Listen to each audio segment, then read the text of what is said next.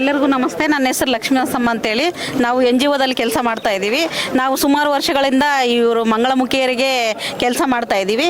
ಇವತ್ತು ಮಂಗಳಮುಖಿ ಅಂದ್ರೇ ಒಂದು ಸಮಾಜದಲ್ಲಿ ಒಂದು ಥರ ನೋಡ್ತಾರೆ.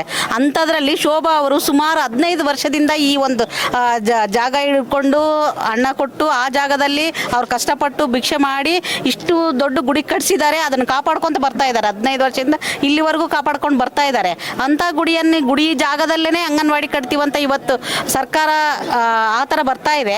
ಆದರೂ ಸಾಕಷ್ಟು ಈಗ ಇಷ್ಟೊತ್ತು ಮಾತಾಡಿದ್ರು ಬೇರೆ ಜಾಗ ಸಾಕಷ್ಟಿದೆ, ಅಣ್ಣನವರು ಬೇರೆ ಕೊಡ್ತೀನಿ ಅಂತ ಹೇಳ್ತಾ ಇದ್ದಾರೆ. ಈಗ ಜಿದ್ದಾಗಿ ಯಾಕೆ ಮಾಡ್ತಾ ಇದ್ದಾರೆ? ಯಾಕಂದ್ರೆ ಸಮಾಜದಲ್ಲಿ ಒಂದು ಮಂಗಳಮುಖಿ ಒಳ್ಳೆ ಕೆಲಸ ಮಾಡ್ತಾ ಇದ್ದಾಳೆ. ಅದಕ್ಕೆ ನಾವೆಲ್ಲರೂ ಸಪೋರ್ಟ್ ಮಾಡಲೇಬೇಕು. ಇದು ನಮಗೆ ಗುಡಿ ಬೇಡ, ಅಂಗನವಾಡಿ ಬೇಕು, ಇಲ್ಲ ಗುಡಿ ತೆಗಿತೀವಂದ್ರೆ ಅದ್ರ ಹಿಂದೆ ನಾವು ಸಂಘ ಸಂಸ್ಥೆಗಳು ಸುಮ್ಮನೆ ಅಂತಿರಲ್ಲ. ನಾವು ಮಂಗಳಮುಖಿಯಿಂದ ಇದ್ದು ಹಗಲು ರಾತ್ರಿ ನಾವು ಹೋರಾಡಲಿಕ್ಕೆ ರೆಡಿ ಇದ್ದೀವಿ. ಈ ಅಂಗನವಾಡಿ ಕಟ್ಟಲಿ, ಅದು ಮಕ್ಕಳು ಒಳ್ಳೇದೇನೆ. ಪಕ್ಕದಲ್ಲೇ ಇನ್ನೊಂದು ಜಾಗನೇ ಇದೆ, ಅಲ್ಲಿ ಕಟ್ರಿ, ಬೇಡ ಅಂದಿಲ್ಲ. ಯಾಕಂದರೆ ಅದು ಪೂರ್ತಿ ಅನಿವಾರ್ಯವಾಗಿ ಅಲ್ಲಿ ಜಾಗಗಳೇ ಇಲ್ಲ.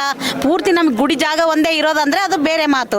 ಆ ರೀತಿ ಇರುವಾಗ ಇವರು ಮಂಗಳಮುಖಿ ಒಂದು ಸಾಧನೆ ಮಾಡಿದ್ದಾರೆ 15 ವರ್ಷಗಳಿಂದ.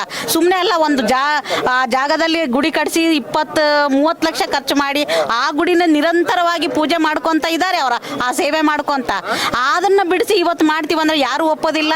ಇಲ್ಲಿ ಲೋಕಲ್ ಇರುವ ಜನ ಆಗಿರ್ಬೋದು, ನಾವು ಸಂಘ ಸಂಸ್ಥೆಗಳಿಂದ ಬಂದಿರುವವರು, ಅವರಿಗೆ ನಾವು ಬೆನ್ನೆಲುಬಿರ್ತೀವಿ, ಸ್ವತಃ ಹೋರಾಟ ಮಾಡ್ತೀವಿ ನಾವು ಸಮೇತ.